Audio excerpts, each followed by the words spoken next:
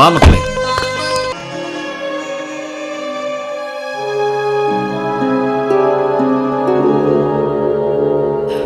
റോസ, ദാ നമ്മുടെ മക്കളെത്തി. നീ അവരെ കാണുന്നില്ലേ?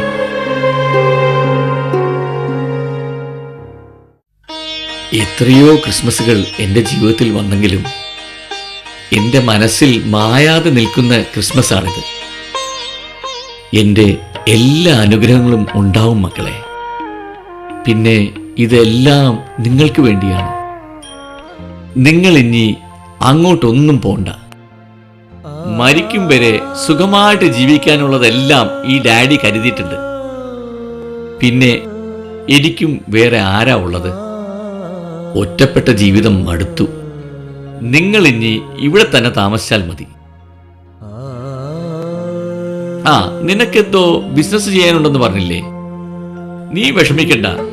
അക്കാര്യം ഞാൻ ബാങ്ക് മാനേജറുമായിട്ട് സംസാരിച്ചിട്ടുണ്ട്. സമയം കിട്ടുമ്പോൾ നീ ഒന്ന് അയാളെ പോയി കണ്ടാൽ മതി. ഡാഡി അയച്ചു തരാന്ന് പറഞ്ഞ് കാശ് കിട്ടാത്തോണ്ടാ ഞാൻ അവിടെ പൂട്ടി പോകുന്നത്. ലിസിയുടെ വീട്ടുകാർ സഹായിക്കാൻ സമ്മതിച്ച അവരെനിക്ക് വേണ്ടി എന്തും ചെയ്യാൻ തയ്യാറാ. പിന്നെ തറവാടിന്റെ പേര് മോശമാക്കണ്ടല്ലോ എന്ന് കരുതിയാ ഞാൻ ഇങ്ങോട്ട് തന്നെ വരാമെന്ന് വെച്ചത്. ചില തീരുമാനങ്ങൾ ഡാഡിയോട് സംസാരിക്കാൻ തന്നെയാ എന്റെ ഈ വരവ്. ബാങ്ക് മാനേജരോട് ഞാനും സംസാരിച്ചു. കൊളാറ്ററൽ സെക്യൂരിറ്റി ഒന്നും കൊടുക്കാതെ പുതിയ ലോണൊന്നും കിട്ടില്ല ഡാഡി. കടമെല്ലാം വീട്ടി ഈ റിസോർട്ട് നോക്കി ജീവിക്കാനാ എന്റെ പ്ലാൻ. അവളുടെ പേരിൽ വീടും സ്ഥലവും എഴുതി വെച്ചാൽ മാത്രമേ ഇവിടെ താമസിക്കുന്ന ലിസി പറയുന്നത്. അല്ലെങ്കിൽ അവളുടെ വീട്ടിലേക്ക് പോവാൻ ഞാനും തീരുമാനിച്ചു. ഡാഡി, അവരുടെ വീടും സ്ഥലവും എല്ലാം ഇവളുടെ പേരില. പിന്നെ ഡാഡിയെ ഒറ്റയ്ക്കിട്ടിട്ട് പോയി എന്നുള്ള നാട്ടുകാരുടെ അപവാദവും കേൾക്കണ്ടല്ലോ. മോനെ ടോണി, എല്ലാ മാതാപിതാക്കളും അവരുടെ മക്കളെ വളർത്തി വലുതാക്കിയെടുക്കുന്നത് അവര് നന്നായി കാണാൻ വേണ്ടിയാണ്. ബിസിനസ്സിലുണ്ടാവുന്ന പോലെ ലാഭവും നഷ്ടവും ജീവിതത്തിലും ഉണ്ടാവും.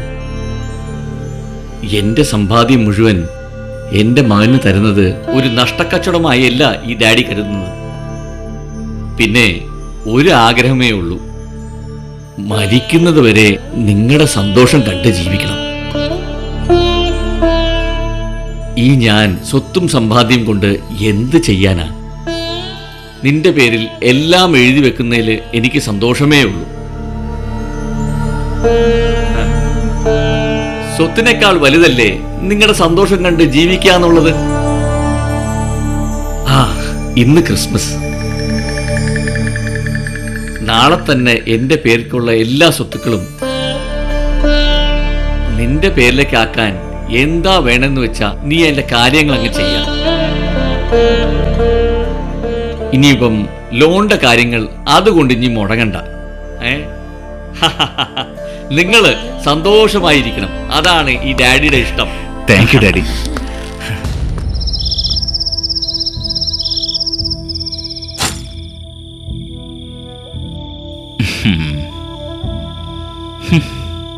നിന്റെ തലയണ മന്ത്രത്തിന് ഇത്ര ശക്തിയുണ്ടെന്ന് ഞാൻ വിചാരിച്ചില്ല. ഡാഡിക്ക് എന്നോട് സ്നേഹമുണ്ടെങ്കിലും വീടും റിസോർട്ടും എല്ലാം നമ്മുടെ പേരിൽ എഴുതി തരുമെന്ന് ഞാൻ കരുതിയില്ല. ലോൺ ശരിയായ വാക്കനുസരിച്ച് എന്റെ പേര് ഡെപ്പോസിറ്റ് ചെയ്തോണം.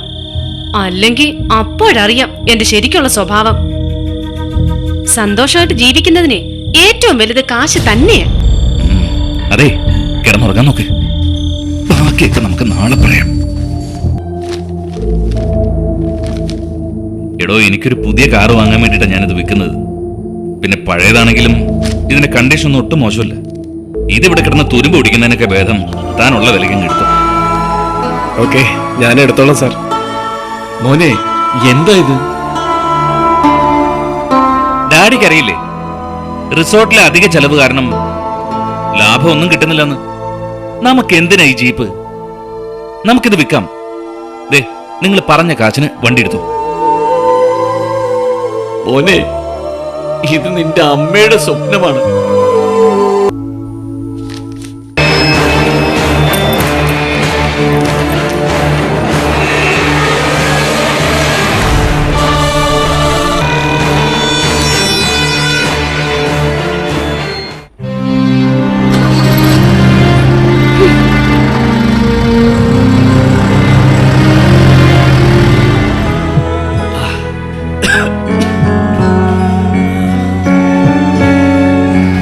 സാർ പതുക്കെ. എന്നാ ശരി മോനെ. ശരി സാർ. നീ പോയിക്കോ. ആ.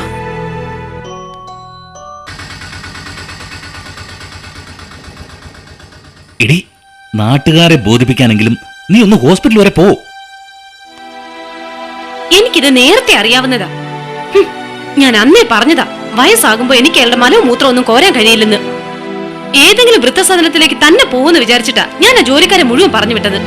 ആശുപത്രിയിൽ നിന്ന് ഇങ്ങോട്ട് കൊണ്ടുവരാതെ എവിടെയെങ്കിലും കൊണ്ടുചെന്നാക്ക്. എന്തൊരു ശല്യമായത്. എനിക്ക് വയ്യ, ഞാൻ മടുത്തു. ആശുപത്രിയിൽ തന്നെ അങ്ങ് തീർന്നാ മതിയായിരുന്നു. ദേ, എന്തായാലും ഈ ക്രിസ്മസിന് ഞാൻ എന്റെ വീട്ടിൽ പോകും. എല്ലാം കൂടെ ചേർന്ന് എനിക്ക് ഭ്രാന്ത് പിടിക്കുക. നീ എന്താന്ന് വെച്ചാ ചെയ്യും.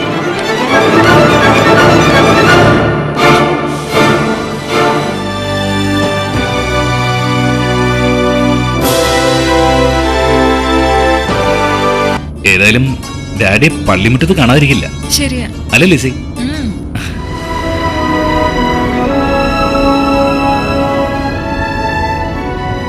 നീ പോട്ടെ, ആ കീയം കൊടുത്തേക്ക്. ശരി. ആ, ദേ വരുന്നുണ്ട്. നീ ചെല്ല്, ഞാൻ വണ്ടിയിലിരിക്കാം. ശരി.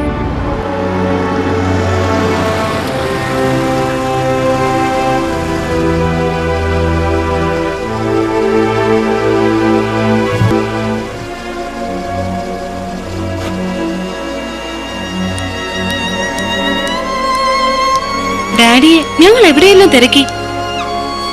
ഞങ്ങൾക്കൊന്ന് പുറത്ത് പോകണമെന്ന് വെച്ചാ കാര്യങ്ങൾ ആരെ ഏൽപ്പിക്കും, ആരെ വിശ്വസിക്കും? ഡാഡി ഈ താക്കോലും കൊണ്ട് പോയി ആ റിസോർട്ടൊക്കെ ഒന്ന് വൃത്തിയാക്കിയിട്.